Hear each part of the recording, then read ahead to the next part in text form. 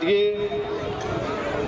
মা শারদার 170তম জন্মদিবস আমরা এখানে উদযাপন করছি এবং ঘটনাচক্রে এটা উদযাপন করছেন আরেকজন মা, যিনি আমাদের কাছে মামনি বলে পরিচিত, এবং এখানে উপস্থিত আছেন শ্রোতা হিসাবে, দর্শক হিসাবে অনেক মা, এবং এখানে ঘটনাচক্রে যারা উপস্থাপনা করছে, অনুষ্ঠানগুলো দেখাচ্ছে, আমাদের সামনে প্রদর্শন করছে, তাদের মধ্যেও অনেক ছোট ছোট মা আছে।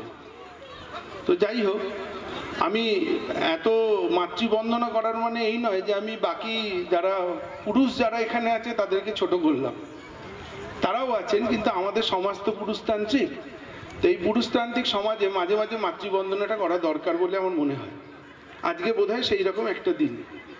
তো যাই হোক, আমরা মামনি 2002 সাল থেকে এই আশ্রমকে যে গড়ে তুলেছেন, তিনি কিভাবে একার কৃতিত্বে এই জায়গায় পৌঁছেছেন সেইগুলো তো আমি এখানে বলতে পারবো না, ওগুলো মামনি সব থেকে ভালো বলতে পারবেন। তো তাই জন্য সেই প্রসঙ্গে না ঢুকে এবং আরও বেশি করে এখানে মহারাজ আছেন, মহারাজ ঠাকুর মা স্বামীজির সম্বন্ধে যতটা বলতে পারবেন বা মামনি যতটা বলতে পারবেন তার ধারে কাছে আমি বলতেও পারবো না। আমি যেটুকু বলতে পারি সেটা হচ্ছে আমি মামনিকে দেখে কি কি শিখেছি, এটুকু বলতে পারি। মামনিকে দেখে আমি দুটো জিনিস শিখেছি। প্রথমত, আমি মামনিকে দেখে দেখেছি যে কিভাবে মানুষের জন্য কাজ করতে হয়, কি করে সমাজের জন্য কাজ করতে হয়, এটা আমি দেখেছি। তো এটাকে আমি যেভাবে নিজের মতো করে করি সেটা হচ্ছে, আমি যাই উপার্জন করি, সেটা আর্থিক উপার্জন হোক, বিদ্যাগত উপার্জন হোক, শিক্ষাগত উপার্জন হোক, তার মধ্যে যতটা আমার দরকার, আমার পরিবারকে ভালো রাখার জন্য দরকার, সেটা আমি তাদের জন্য খরচা করি। বাকি যেটুকু সেটা আমি যেখান থেকে নিয়েছি, অর্থাৎ সমাজ, সেখানে আবার ফিরিয়ে দেওয়ার চেষ্টা করি। তো এই প্রথম শিক্ষাটা আমি পেয়েছি, এই শিক্ষাটা মামনির থেকে। এবং দ্বিতীয় একটা শিক্ষা যেটা মামনির থেকে আমি পেয়েছি সেটা হচ্ছে কাজ করার অনুপ্রেরণা এবং আত্মবিশ্বাস। মামনির মধ্যে যে আত্মবিশ্বাস আমি দেখেছি, মামনির কাছে কোনো কিছুই শেষ নয়। যখন এই কোভিড পরিস্থিতিতে আমরা 2-4 জনের সংসার চালাতে হিমশিম খাচ্ছি, আপনারা অনেকেই সেটা ফেস করেছেন, দেখেছেন, সেখানে মামনি এই 70-80 জনের একটা সংসার অবলীলায় কিন্তু টেনে গেছেন। যখন আমাদের অনেকের মনে হয়েছে যে বোধহয় এই আশ্রম শেষ, এটা ভেবে আমরা অনেকে মনে দুঃখ পেয়েছি, অনেকে আছে যারা আনন্দ পেয়েছে, কিন্তু সব দিক দিয়ে দেখা গেল যে মামনি শেষ নয়, মামনিকে শেষ করা যায় না। মামনি আবার নতুন শক্তি নিয়ে উঠে দাঁড়িয়ে পড়েছে, এবং তার প্রমাণ হচ্ছে যে যখন আমরা আমাদের সংসার চালাতে পারছি না কোভিডের এইরকম থাবায়, সেই পরিস্থিতিতে মামনি কি করলো? সেই পরিস্থিতিতে মামনি এই 80 জনের বড় সংসারটাকে চালানোর জন্য নিজেই চাষাবাদ শুরু করে দিল, নিজেই সবজি ফলাতে শুরু করে দিল। তো এই রকম একটা জ্বলন্ত অনুপ্রেরণা আমি আমার চোখের সামনে দেখতে পাই। তো দেখুন, আমরা সাধারণভাবে আমাদের ধারণা যে লোকে উচ্চশিক্ষার জন্য যায় কলকাতায়, এবং কলকাতা থেকে লোকে, যারা উচ্চশিক্ষিত লোক যারা জেলায় আসে, তারা আসে তাদের পেশাগত কারণে। তো আমরাও এইভাবে, আমিও কলকাতার লোক, আমিও কলকাতা থেকে এখানে এসেছিলাম, এখানে আমার পেশাগত কারণে। আমি যথেষ্ট উচ্চশিক্ষা লাভ করেই উচ্চ পদেই এখানে এসেছি, কিন্তু তা সত্ত্বেও আমি এখানে এসে দেখলাম, যখন আমি এই সুদূর চাষ রোডে এসে পৌঁছলাম, যার নাম আমি আগে কোনোদিন শুনিইনি, সেখানে এসে আমি এখানে দেখলাম যে এখানে মামনির মতো কেউ একজন আছে, যার সংস্পর্শে এসে যেখানে আমার শিক্ষা দেওয়ার কথা, সেখানে আমি তার থেকে আবার শিক্ষিত হলাম। এবং শিক্ষিত হয়ে আমার মনে হয় যে আমি আগে যা মানুষ ছিলাম তার থেকে অনেক ভালো মানুষে পরিণত হলাম। তো কাজেই আপনাদের সবার কাছে মামনি আছেন, সবার আশেপাশে যারা আছেন তাদের সবার কাছে মামনি আছেন। আমাদের মতো বাইরের লোকের কাছে যদি মামনি একটা দৃষ্টান্ত হতে পারে, আপনাদের সবার কাছেই মামনি অনেক বড় দৃষ্টান্ত হতে পারে। তো কাজেই এটা আমার আবেদন যে আপনারা মামনির পাশে দাঁড়ান, মামনির হাত শক্ত করুন। এতে করে মামনির যেমন এই প্রতিষ্ঠান যেমন উন্নত হবে, আশপাশের এলাকা উন্নত হবে, আপনাদের যারা ছোট ছোট ছেলে মেয়ে তারা যেমন উন্নত হবে, সেরকমভাবে আপনারাও উন্নত হতে পারবেন। অসংখ্য ধন্যবাদ এখানে থাকার জন্য। আপনারা তো আমাদের বক্তৃতা শুনতে এখানে আসেননি, আজকে আপনারা বেশি করে এসেছেন আপনাদের যারা ছোট ছোট ছেলে মেয়ে তাদের প্রতিভাগুলো দেখার জন্য। তো কাজেই এইরকম একটা মানে অনেকেই হয়তো ভাবছেন আপনার ছেলেমেয়েরা বাড়িতে যারা চুপ করে থাকে তারা এখানে স্টেজের ওপর উঠে কীরকমভাবে কী সুন্দরভাবে তারা অনুষ্ঠানগুলোকে অংশগ্রহণ করছে। তো আরও বেশি বেশি করে আপনাদের ছেলেমেয়েদের এই ধরনের অ্যাক্টিভিটির সঙ্গে জড়ান আর মামনির পাশে থাকুন, যেভাবে আমরাও থাকার চেষ্টা করেছি, এবং এই প্রতিষ্ঠান আপনাদের নিজেদের আরও উন্নত করে তুলুন। ধন্যবাদ।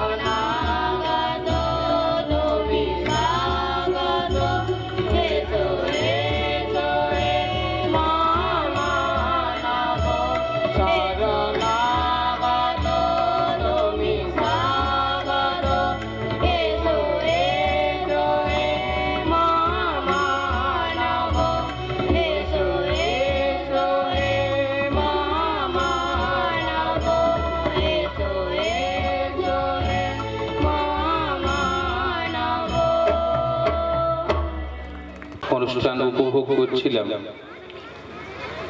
এই জয়ন্তকে দেখালাম, একটা কবিতা লিখলাম। আলো আছে, আকাশ আছে, অফুরন্ত বাতাস আছে, আর আছে শিশুর হাসির ঝর্ণা। ওরা দৌড়ায়, ওরা পড়ে যায়, মুচকি মুচকি হেসে বলে আমায় একটু ধর না। শিশুদের অনুষ্ঠান আমরা হৃদয়ের সঙ্গে উপভোগ করি, যে আনন্দ আমরা সবাই পেতে চাই, আর দিতে গেলে নিজেকে আনন্দময় হয়ে উঠতে হয়। বিশেষ করে এপাশে আমার ডান পাশে ছোট্ট শিশুরা আছে, ওখানে কম বয়সী সব আছে, এখানে অভিভাবক অভিভাবিকা বৃন্দ আছে। আমি ছোট্ট একটা গল্প শোনাই। গল্প সবার ভালো লাগে, গল্প আপনাদের চেতনা উদ্রেক করে, গল্প প্রতীকী, কিন্তু গল্প আমাদের চেতনাকে নাড়া দিয়ে যায়, যা হতে চায় তার আভাস দিয়ে যায়। এক রাজা, তিনি শৌখিন। আমাদের শৌখিনতা আছে, অনেক জিনিস আমরা পছন্দ করি। রাজার পছন্দ পুতুল, মাটির পুতুল। তিনি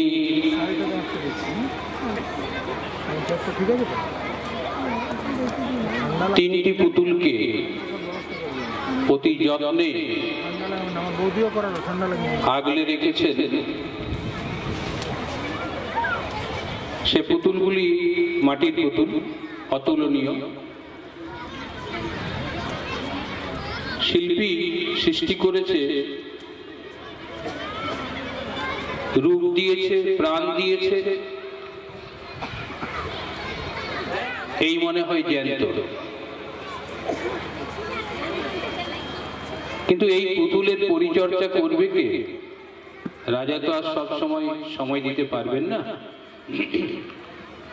একজন বিচক্ষণ মানুষ চাই। বিচক্ষণতা আমাদের জীবনে একটি বিশেষ গুণ। বিচক্ষণ যতক্ষণ না হয়ে উঠতে পারছি আমরা, ততক্ষণ আমরা আমাদের জীবনের সৌন্দর্য উপভোগ করে উঠতে পারি না। একজন মানুষ পাওয়া গেল, তার মনের রুচি, তার ব্যবহারের সৌন্দর্য এবং তার সৃষ্টিশীলতা, এইগুলো লক্ষ্য করে রাজা বললেন, এ ঠিকঠাক মানুষ, একে ওই তিনটি পুতুলে ভার দেওয়া হোক, পরিচর্যা করবে।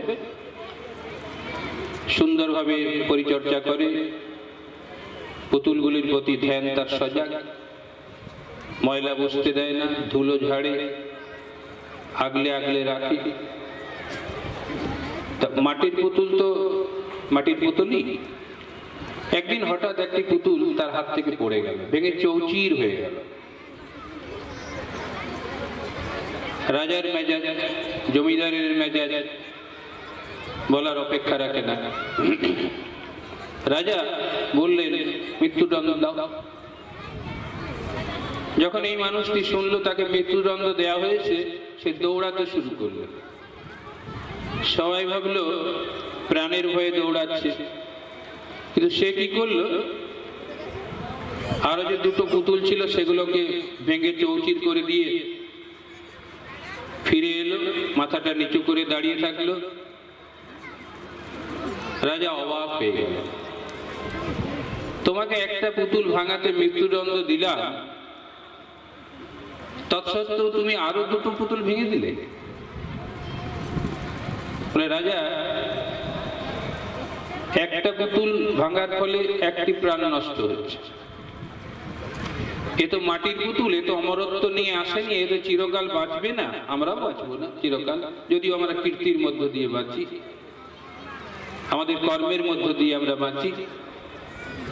শরীর আমাদের, পরমায়ু আমাদের আগে বলতো 100 বছর, কেউ কেউ রেয়ার 102, 3 এরকম করে থাকে। অমরত্ব শরীর নিয়ে, অমরত্ব নিয়ে কেউ আসে না, আর মাটির পুতুল তো আসেই না। তা রাজা, একটি মাটির পুতুল ভাঙাতে আপনি একটি প্রাণদণ্ড দিলেন, এই মাটির দুটো পুতুল আবার কারো হাত থেকে পড়ে যাবে আর আরো দুটো মানুষের প্রাণ যাবে, এটা আমি চাই না, তাই দুটোই ভেঙে দিয়ে দিলাম। রাজা অবাক হয়ে গেল, বলছে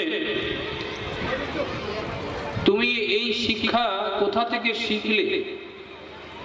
তোমার মৃত্যুদণ্ড দেয়া হয়েছে, তুমি তখনও চিন্তা করছো দুটি প্রাণ কিভাবে বাঁচবে? রাজা অবাক হয়ে গেল। তখন তুমি কোথা থেকে এই শিক্ষাটা শিখলে? আমরা এই মামুনির বাচ্চাদের দেখি কত সাবলীলতায় তারা নাচছে, গাইছে এবং আনন্দ বিতরণ করছে, আমাদের অবাক করে দেয়। সে মজাদার গান হোক, সিরিয়াস গান হোক, নাচছে তারা, শিখিয়েছে কেউ, এবং এত জনতার সামনে, এত চোখের সামনে তারা নাচছে, তাদের সৃষ্টিশীলতার পরিচয় দিচ্ছে, এটা অবাকই করে দেয়। তো সেই মানুষটি বলল, আমি এই শিক্ষাটা পেয়েছি, আমি এর আগে একজন ধনী ব্যবসায়ীর কাছে থাকতাম। ধনী ব্যবসায়ী প্রতিদিন সুখাদ্য চাই, সুমিষ্ট খাবার চাই, খায়। একদিন হলো কি, হিন্দিতে বলে কাঁকড়ি, আমরা শশা বলি, কাঁকড় বলি, তেতো বেরিয়ে গেছে, চিবিয়েছে থুতু করে, কড়ওয়া, হিন্দিতে বলে কড়ওয়া, তেতো লেগেছে, ছুঁড়ে দিলেন কার দিকে? এই মানুষটির দিকে, তুমিই খাও। এর মনে হলো ভগবান আমাদের প্রতিদিন কত সুন্দর সুন্দর খাবার দেন, কত কিছু দেন, না চাহিতে মোরে যা করেছ দান, আকাশ আলোক তনু মন প্রাণ, দিনে দিনে তুমি নিতেছ আমায়, সে মহাদানেরই যোগ্য করে। আমরা এখন ফ্রি পাচ্ছি, আকাশ পাচ্ছি, আলো পাচ্ছি, বাতাস পাচ্ছি, নাক টিপলেই বোঝা যায় কি হবে। এগুলোর কদর আমাদের কাছে নেই, অথচ আমরা পেয়ে যাচ্ছি এত সুন্দর পৃথিবী। ভগবান আমাদের, যদি ভগবানে বিশ্বাস করি, তাহলে এগুলো আমাদের নিঃশুল্কে তিনি আমাদের দিচ্ছে। তো এই মানুষটি বলল, আপনি প্রতিদিন এত সুখাদ্য খান, আজকে ওই কাঁকড়িটা তেতো বেরোলো আর আপনি আমার দিকে ছুড়ে দিলেন, এত বিরক্তি কেন আপনার? ভগবান কি আমাদের প্রতিদিন সুখাদ্য দেন না? তার আগে যখনই ছুড়ে দিয়েছিল ওই কাঁকড়িটা, এই সাধারণ মানুষটি বুঝে নিয়েছিল, সে অত্যন্ত সানন্দ চিত্তে হাসি মুখে সেই শশাটা খেতে শুরু করেছিল। ওই ধনী ব্যবসায়ী অবাক হয়ে গেছিল, আমি যেটাকে থুতু করে ফেলে দিলাম আর তুমি সেটা হাসি মুখে খাচ্ছ। তখন সে বলেছিল, ভগবান আমাদের প্রতিদিন কত সুখাদ্য দেন, আপনাকে তো অতি অবশ্যই দেন, আর একদিন আপনি তেতো পেলেন, তাতে আপনার এত বিরক্তি কেন?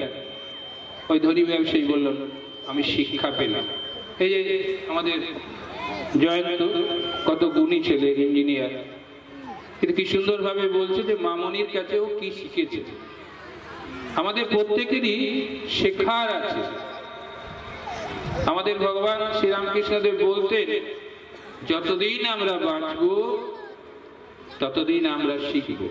তো এই রাজাকে যখন এই মানুষটি বললেন, এই ধনী ব্যবসায়ী ঘটনাটি রাজা তার গুরুত্ব বুঝলেন, প্রাণদণ্ড তো হলোই না, তাকে গুরুত্বপূর্ণ পদে বহাল করা হলো।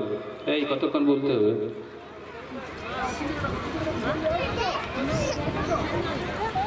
তা এইরকম মা শারদা বড় সুন্দর করে বলতেন, মায়ের নামে মেলা তো আজকে। সন্তোষের সমান ধন নেই, সহ্যের সমান গুণ নেই। সন্তোষ হয় না কেন? চাহিদার বিস্তর ফর্দ, আরো চাই, আরো চাই, আরো চাই, আরো চাই, আরো চাই, আরো চাই, চাওয়া শেষ। মা শারদা জীবন যদি আমরা লক্ষ্য করি,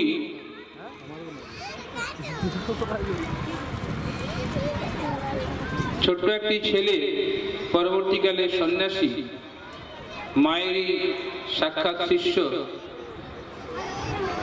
রামময় মহারাজ, তিনি তার প্রধান শিক্ষকের কাছে শুনেছেন বদনগঞ্জে স্কুলের প্রবোধ বাবু, উপাধিটা আমার এখন মনে নেই, যে মা রাজরাজেশ্বরী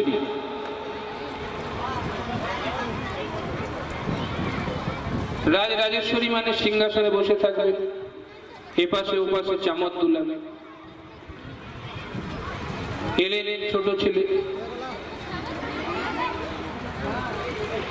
প্রধান শিক্ষক বলে দিয়েছে, এসে দেখছেন কি অবাক, কোথায় সিংহাসন, কোথায় চামচ?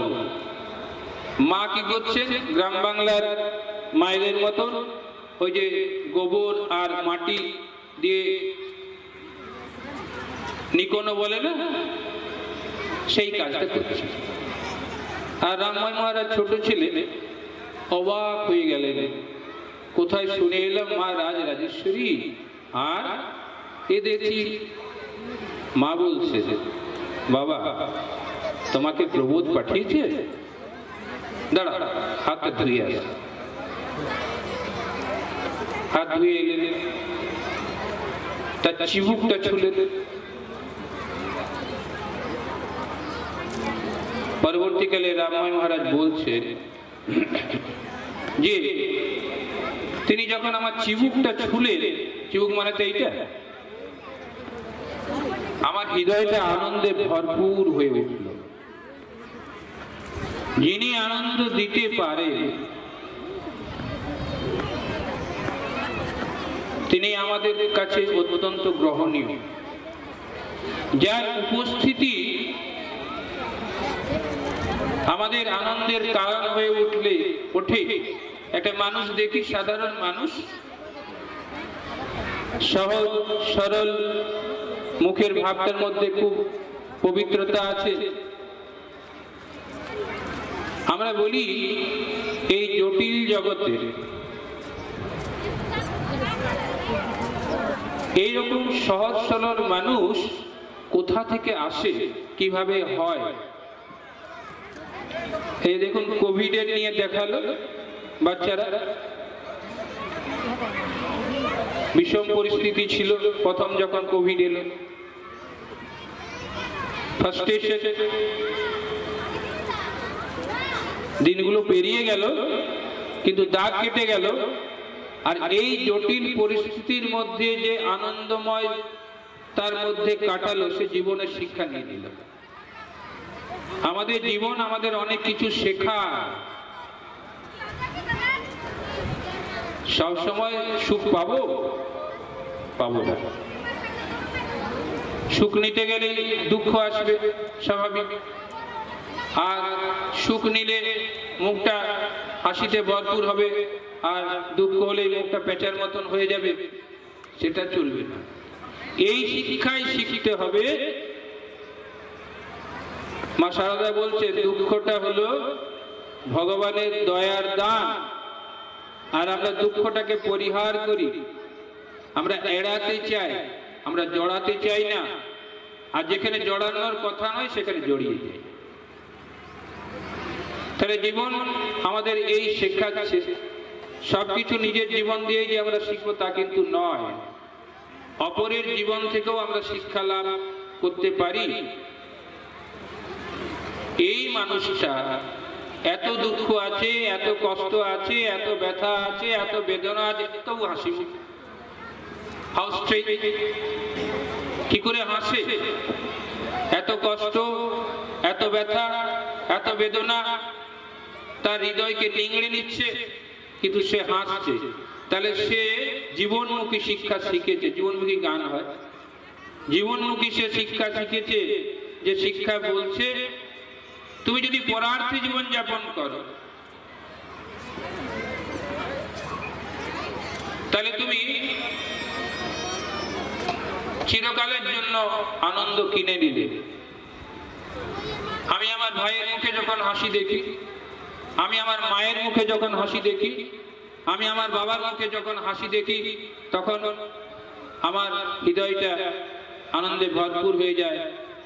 মা চান তার ছেলে দুধে ভাতে থাকুক, সাথে সাথে এটা আরো চান যে তার ছেলে মানুষ হোক। কি চান না আপনারা? পড়াশোনা যা হলো হলো, নাচ গান যা হলো হলো, এগুলো শেখার দরকার আছে। ছেলে যদি অমানুষ হয়ে যায়, ছেলে যদি মায়ের দিকে ফিরে তাকায় না, যে মাস 10 মাস 10 দিন, যে মা 10 মাস 10 দিন গর্ভে ধরল, যে মা এত প্রসব বেদনা পীড়া তার সহ্য করলো, সেই মাকে যদি অবহেলা করে, যে বাবা তাকে পৃথিবীতে, এই সুন্দর পৃথিবীতে আনলো, তার দিকে যদি ফিরে না তাকায়, তখন আমরা মা বলেন না, মা সহ্য করেন, কষ্ট স্বীকার করেন, কিন্তু কখনো কখনো অজান্তে চোখে জল ফেলেন। এই ছেলেটা এই যদি আরো উজ্জ্বল হয়ে উঠতো। আবার কোনো কোনো বাবা আক্ষেপ করেন, আমাদের একজন খুব গুণী মহারাজ ছিলেন, স্বামী অশোকানন্দজি মহারাজ, নরেন্দ্রপুর রামকৃষ্ণ মিশনের অধ্যক্ষ ছিলেন, আমেরিকাতেও ছিলেন। ছোটবেলায় তার যখন শরীর গেল, তার একটা বই বেরোলো, সেখানে তিনি একদিন বাবা ইংরেজি না অঙ্ক তাকে শেখাচ্ছেন, ইংরেজি সম্ভবত, ছেলে বুঝে উঠতে পারছে না, অনেকবার চেষ্টা করছে, বুঝে উঠতে পারছে না। বাবা কেঁদে ফেললেন, কেঁদে ফেলে বলছেন যে আমি আমার ছেলেকে এমন কিছু সেই নিউট্রিশন দিতে পারিনি যাতে মস্তিষ্কটা পুষ্ট হয়, আমার ছেলে ধরতে পারছে না, বুঝতে পারছে না। অনুরূপ ভাবে একজন মা, একজন বাবা, একজন শিক্ষক যখন এই অনুভবী হৃদয়ের পরিচয় দেবে, আমার কাছে সব ছাত্রই সমান, কম বেশি হতে পারে, কিন্তু আমি আমার যথাসর্বস্ব উজাড় করে দেব, আমার কোনো কমতি থাকবে না, তখন সে ওই শিক্ষক অত্যন্ত গ্রহণীয় হয়ে যাবে। দেখবেন এক একজন শিক্ষক শিক্ষিকা ছাত্র ছাত্রীর কাছে প্রিয় হয়ে যায়, প্রিয়তর হয়ে যায়। কেন হয়ে যায়? শুধু পড়ায় না, হৃদয়ে তার ভালোবাসা আছে, ওই হৃদয়ের ভালোবাসা দিয়ে সেই ছাত্রদের মন অধিকার করে নেয়। আর এই মন অধিকার যখনই করে নেয়, সাথে সাথে ওই শিক্ষক শিক্ষিকার প্রতি ছাত্র ছাত্রীদের অদ্ভুত শ্রদ্ধা জন্মায়। শ্রদ্ধা মানে আস্তিক্য বুদ্ধি। এই আর কতক্ষণ বলবো? এই তোরা তো বেশ বসে আছিস, হ্যাঁ কি রে, ভুলে গেলি উঠিয়ে দিয়ে? আস্তিক্য বুদ্ধি, শ্রদ্ধা। এই যে আমরা দান করি, মনে করুন আমি একবার পুরুলিয়া শহরের বুকে গাড়িতেই আছি, 10টি টাকা একটি সাধারণ মানুষকে, আমিও সাধারণ, দিলাম। সেই মানুষটি এত আনন্দের উদ্ভাস তার মুখে হলো, কখনো পাইনি, কখনো পাইনি, কখনো পাইনি। 10টি টাকা পাবো। আমরা কত ভাবে খরচ করে দিই, কত আজে ভাবে খরচ করে দিই। এই যে দেখুন, এই বিদ্যালয়ের যারা পড়াশোনা করে গেছে স্টুডেন্ট, মামনি বলছিল যে তারা নিজেদের পয়সা জমিয়ে এইগুলো সাজিয়েছে, এই যে স্টেজটা সাজিয়েছে, সুন্দর না? তারা প্রতিষ্ঠানের কথা ভাবছে। এই যে জয় দেখছি, ছোট থেকে ওকে দেখছি, ভালো গান গায়, ভালো আচরণ। জয়ন্তকে বলছিলাম যে একটি ছাত্র যখন আমরা পরিচালনা করার লোক খুঁজে পেতে একটু আমাদের অসুবিধা হয়, অনেক সময় যাকে দায়িত্ব দিয়েছি সে এলো না, আমার ঘরের মানুষকে যদি আমি তৈরি করে নিতে পারি, আমার ছাত্রকে যদি আমি তৈরি করে দিতে পারি, দেখছেন জয় কি সুন্দর বলছে। এই যে man making education, man making education